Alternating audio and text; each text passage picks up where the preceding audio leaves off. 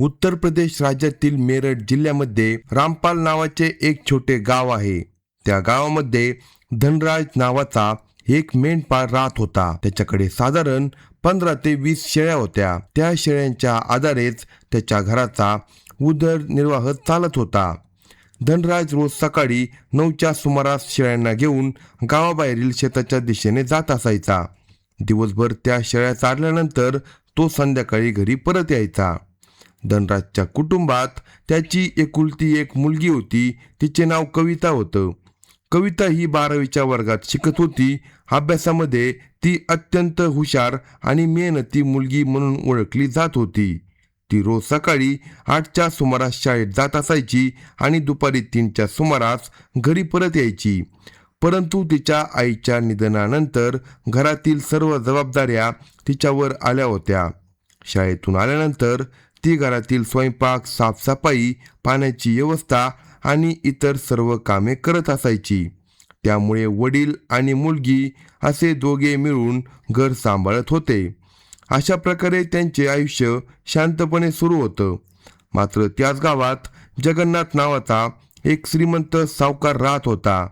गावातील काही अंतरावर त्याची मोठी वीटभट्टी होती. त्या वीटभट्टीमधून तो मोठ्या प्रमाणावर पैसे कमावत असायचा आणि गावातील सर्वात श्रीमंत व्यक्तींमध्ये त्याची गणना होत असायची. पण त्याच्या स्वभावामध्ये एक मोठी उणीव होती. त्याला गावातील महिलांबद्दल आणि तरुण मुलींबद्दल चुकीची आकर्षणं होती. पैशांच्या बळावर तो लोकांवर प्रभाव टाकत असायचा आणि अनेकांना आपल्या जाळ्यामध्ये ओढण्याचा प्रयत्न करायचा. पुढे जाऊन हा जगन्नाथ धनराज आणि त्याची मुलगी कविता यांच्या आयुष्यात मोठे संकट निर्माण करणार होता. मात्र त्यावेळी या गोष्टीची कल्पना कोणाला देखील नव्हती. काही दिवस उलटून गेले. 10 मे 2026 रोजी सकाळी 8 वाजण्याच्या सुमारास धनराज आपल्या मुलीला म्हणतो, बेटा, मला शहरात जायचं आहे. तुझ्यासाठी काही कपडे घ्यायचे आहे आणि घरासाठी किराणा सामान सुद्धा आणायचं आहे. कविता म्हणाली, बाबा, मग मीही तुमच्यासोबत शहरामध्ये येते. धनराज हसत म्हणाला, मग आपल्या शेळ्यांचं काय होणार? त्यांना चारायला कोण नेणार? कविता काही क्षण विचार करून म्हणाली, काही हरकत नाही. आपण कपडे दुसऱ्या दिवशी घेऊ. तुम्ही आज फक्त घरासाठी लागणारं सामान घेऊन या. मी इथे थांबते. धनराज तिचं म्हणणं मान्य करतो आणि काही पैसे घेऊन शहराच्या दिशेने निघून जातो. साधारण अर्ध्या तासानंतर कविताला आठवतं की आता शेळ्यांना चारायला घेऊन जाणं आवश्यक आहे. ती सर्व शेळ्यांना एकत्र करते आणि गावाबाहेरील शेताकडे निघते. शेळ्या हिरव्या गवतांमध्ये रमून जातात. याचवेळी जगन्नाथ मोटारसायकलवरून त्या रस्त्याने जात असतो. त्याची नजर कवितावर पडते. तो काही क्षण तिच्याकडे पाहतच राहतो. त्यानंतर तो तिच्याजवळ येतो आणि विचारतो, तुझे वडील धनराज सध्या काय काम करतात? कविता उत्तर देते, माझे बाबा शेळ्यांचा छोटा व्यापार करतात. त्यावरच आमचं घर चालतं. जगन्नाथ मान हलवतो आणि म्हणतो, ठीक आहे, संध्याकाळी मी तुमच्या घरी येतो. तुझ्या वडिलांसोबत मला काही बोलायचं आहे. हे बोलून तो तिथून निघून जातो. संध्याकाळी साधारण 5 वाजण्याच्या सुमारास जगन्नाथ धनराजच्या घरी पोहोचतो. दारावर टकटक होताच कविता दार उघडते. समोर जगन्नाथ उभा असतो. बाबा घरी नाहीत. कविता म्हणते, थोड्या वेळाने येतील. जगन्नाथ म्हणतो, काही हरकत नाही, मी थांबतो. मला थोडं पाणी आणून देशील का?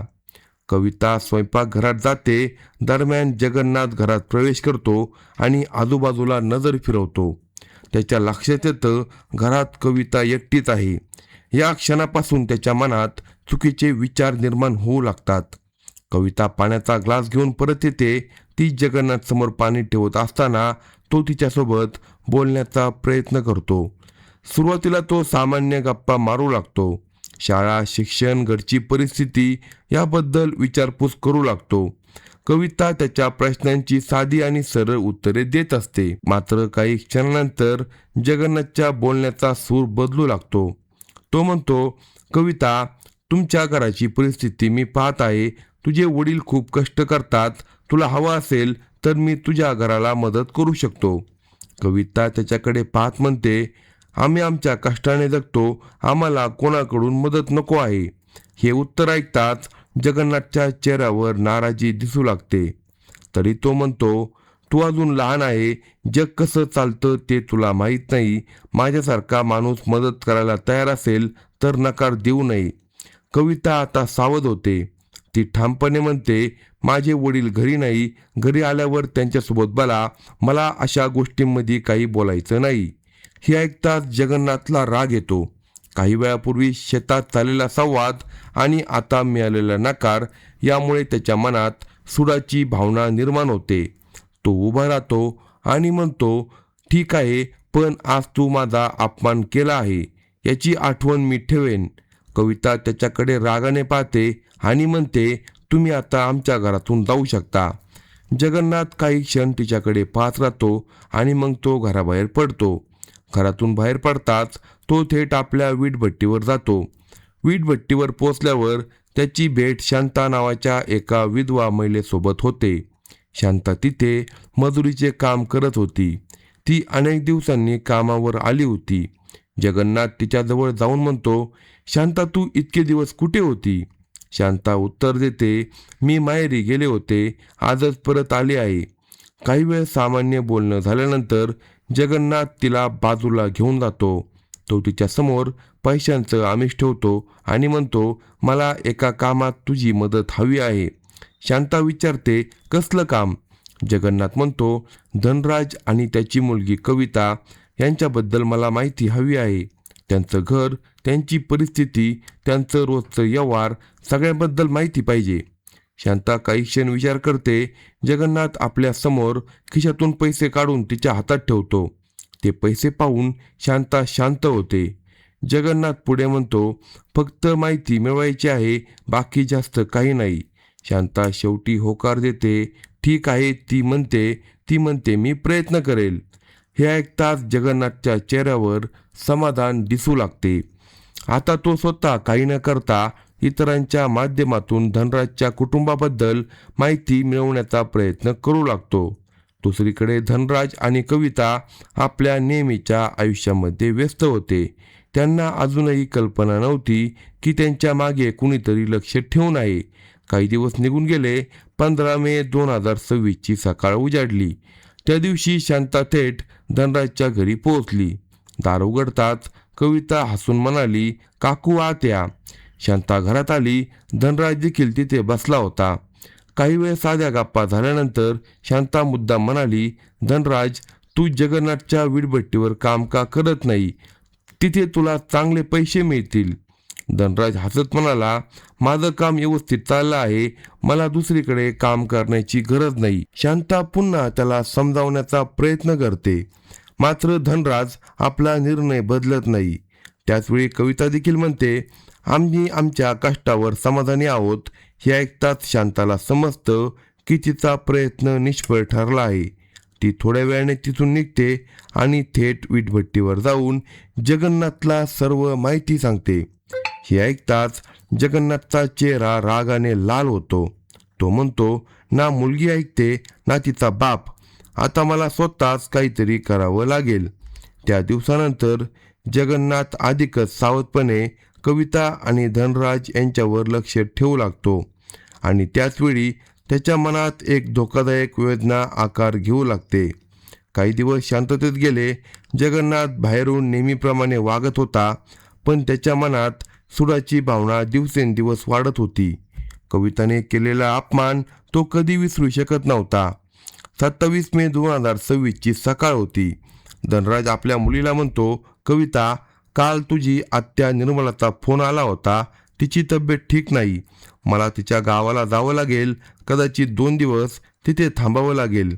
कविता म्हणाली, बाबा, तुम्ही काळजी करू नका. मी घरही सांभाळेन आणि शेळ्यांची देखील काळजी घेईल. धनराज निघताना पुन्हा म्हणाला, शेळ्यांना चारायला जाताना जपून जा. काही अडचण आली तर लगेच गावात परत ये. हो बाबा, कविता म्हणाली. त्यानंतर धनराज आपल्या बहिणीच्या गावासाठी निघून गेला. साधारण अर्धा तास उलटल्यानंतर कविताने घराबाहेरची कामे आटोपली आणि शेळ्यांना घेऊन घराबाहेरील शेतांच्या दिशेने निघून गेली. तिला माहीत नव्हतं की दूरवरून कुणीतरी तिच्यावर नजर ठेवत आहे. जगन्नाथने तिला पाहिलं आणि लगेच आपल्या एका मित्राला फोन केला. तो म्हणाला, लवकर ये, मला तुझी मदत हवी आहे. काही वेळात त्याचा मित्र महादेव तिथे पोहोचला. दोघांमध्ये बराच वेळ चर्चा झाली. त्यानंतर त्यांनी कवितेचा पाठलाग सुरू केला. दिवसभरात काही गंभीर घटना घडल्या. कविताला जबरदस्तीने एका निवांत ठिकाणी नेण्यात आलं. तिला त्या दोघांनी भोंगळे करून तिच्यावर अत्याचार करण्यात आले आणि तिला धमकावण्यात आलं. ती सतत विरोध करत होती, मदतीसाठी विनवणी करत होती, पण तिचं कुणी ऐकलं नाही. त्यानंतर तिला एका शेतातील खोलीत ठेवण्यात आलं. दरम्यान जगन्नाथने आणखी 2 मित्रांना बोलावलं. संध्याकाळपर्यंत परिस्थिती आणखी गंभीर झाली होती. त्या सर्वांचा एकच उद्देश होता, कविताला घाबरवणे आणि तिला गप्प ठेवणे. रात्र होत आली तशी त्यांच्यामध्ये चर्चा सुरू झाली. जगन्नाथ म्हणाला, जर ही मुलगी पोलिसांकडे गेली तर आपण सगळे अडचणीमध्ये येऊ शकतो. महादेव म्हणाला, आता आणखी कोणताही वेडेपणा करू नको, परिस्थिती आधीच गंभीर आहे. काही वेळ वादविवाद झाल्यानंतर त्यांनी तिला तिथून सोडून देण्याचा निर्णय घेतला. रात्री उशिरा कवितेला एका रस्त्याच्या कडेला सोडून देण्यात आलं आणि ते सर्वजण तिथून निघून गेले. काही वेळानंतर सोमनाथ नावाचा शेतकरी त्या रस्त्याने जात होता. त्याला रस्त्याच्या कडेला बसलेली कविता दिसली. तो तात्काळ तिच्याजवळ गेला. बेटी, काय झालंय, तू इथे एकटी कशी, त्याने विचारलं. कविता ही अत्यंत घाबरलेली होती. ती काही बोलू शकत नव्हती. तिने फक्त एवढंच सांगितलं, मला घरी जायचं आहे. सोमनाथने तिला धीर दिला आणि आपल्या वाहनातून तिला तिच्या घरी घेऊन आला. घरी आल्यानंतर काही वेळाने कविताने रडत रडत तिच्यासमोर घडलेली संपूर्ण घटना सांगितली. ती ऐकून सोमनाथ हादरून गेला. त्याने तातडीने तिच्या बापाला म्हणजे धनराजला फोन लावला आणि घडलेला सर्व प्रकार सांगितला. फोनवरील बातमी ऐकताच धनराजच्या पायाखालची जमीन सरकली. तो लगेच गावाकडे निघाला. काही तासानंतर तो घरी पोहोचला. आपल्या मुलीची अवस्था पाहून त्याला प्रचंड धक्का बसला. कविताने रडत रडत संपूर्ण घटना सांगितली आणि संबंधित लोकांची नावे देखील सांगितली. हे सर्व ऐकल्यानंतर धनराजच्या मनात संतापाची लाट उसळली. कविता त्याला शांत करण्याचा प्रयत्न करत होती. ती म्हणाली, बाबा, आपण पोलिसांकडे जाऊया, कायद्याची मदत घेऊया. परंतु धनराजच्या मनात काहीतरी वेगळं सुरू होतं.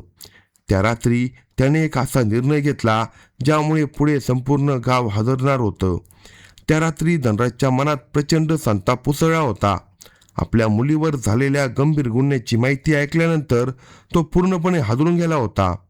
कविता वारंवार त्याला समजावत होती, बाबा, आपण पोलिसांकडे जाऊ, कायद्याची मदत घेऊ, रागाच्या भरात कोणताही चुकीचा निर्णय घेऊ नका. पण धनराजच्या मनात वेगळ्याच विचारांची गर्दी झाली होती. तो घरात शांतपणे बसला होता, मात्र त्याच्या चेहऱ्यावरचा राग स्पष्टपणे दिसत होता. काही वेळानंतर तो घराबाहेर पडला. गावात फिरत फिरत त्याने जगन्नाथ आणि त्याच्या साथीदारांचा शोध घ्यायला सुरुवात केली. एक ठिकाण, दुसरे ठिकाण, चौक, बाजार, वीटभट्टी, अनेक ठिकाणी त्याने चौकशी केली, पण त्या चौघांचा काही पत्ता लागत नव्हता. बराच वेळ शोध घेतल्यानंतर तो गावातील एका दुकानाजवळ पोहोचला. त्याने दुकानदाराला विचारलं, जगन्नाथ दिसला का? दुकानदार म्हणाला, थोड्या वेळापूर्वी तो आपल्या मित्रांसोबत महादेवच्या वाड्याकडे गेला होता. हे ऐकताच धनराज तिकडे निघाला. दुसरीकडे जगन्नाथ आणि त्याचे मित्र एका बैठकीत बसून गप्पा मारत होते. त्यांना अजिबात कल्पना नव्हती की धनराज त्यांचा शोध घेत आहे. काही वेळानंतर त्या ठिकाणी एक गंभीर हिंसक घटना घडली. पोलीस तपासानुसार धनराज आणि त्या चौघांमध्ये वाद झाला. त्याचे रूपांतर प्राणघातक हल्ल्यात झाले. या घटनेत जगन्नाथ आणि त्याचे 3 साथीदार मृत्युमुखी पडले. घटनेची माहिती गावात वाऱ्यासारखी पसरली. काही मिनिटातच मोठ्या प्रमाणात लोक त्या ठिकाणी जमा झाले. गावकऱ्यांनी तातडीने पोलिसांना माहिती दिली. साधारण 1 तासानंतर पोलीस घटनास्थळी पोहोचले. त्यांनी परिसर बंदिस्त केला आणि पंचनामा सुरू केला. मृतदेह ताब्यात घेऊन पुढील वैद्यकीय प्रक्रियेसाठी पाठवण्यात आला. तपासादरम्यान अनेक गावकऱ्यांनी सांगितलं की या प्रकरणामागे धनराजचा हात असू शकतो. त्यानंतर पोलिसांनी धनराजचा शोध घेतला आणि काही वेळातच त्याला ताब्यात घेतलं. पोलीस ठाण्यात त्याची चौकशी करण्यात आली. हे सर्व का घडलं असा प्रश्न पोलिसांनी विचारला. तेव्हा धनराजने आपल्या मुलीवर झालेल्या गुन्ह्याबद्दल सांगितलं. त्याने आपली बाजू पोलिसांसमोर मांडली. दरम्यान कविताची देखील चौकशी करण्यात आली. तिचा जबाब नोंदवण्यात आला. वैद्यकीय तपासणी आणि इतर पुरावे गोळा करण्यात आले.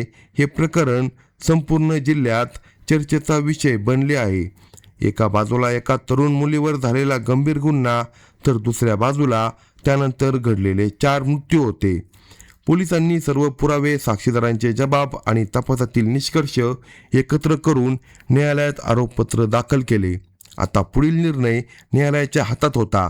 धनराजने केलेले कृत्य योग्य होते की अयोग्य, त्याला कोणती शिक्षा होणार, कवितेला न्याय मिळणार का, या सर्व प्रश्नांची उत्तरे न्यायालयीन प्रक्रियेनंतरच मिळणार आहे. या घटनेने मात्र संपूर्ण गावाला एक मोठा धडा दिला. कोणताही गंभीर गुन्हा घडल्यास कायद्याचा मार्ग स्वीकारणे आणि न्याय व्यवस्थेवर विश्वास ठेवणे हे सर्वात योग्य पाऊल असते. अशाच नवनवीन स्टोरी ऐकण्यासाठी कलम 302 या मराठी चॅनेलला लगेच सबस्क्राईब करा आणि आपल्या प्रतिक्रिया कमेंट बॉक्समध्ये कळवा.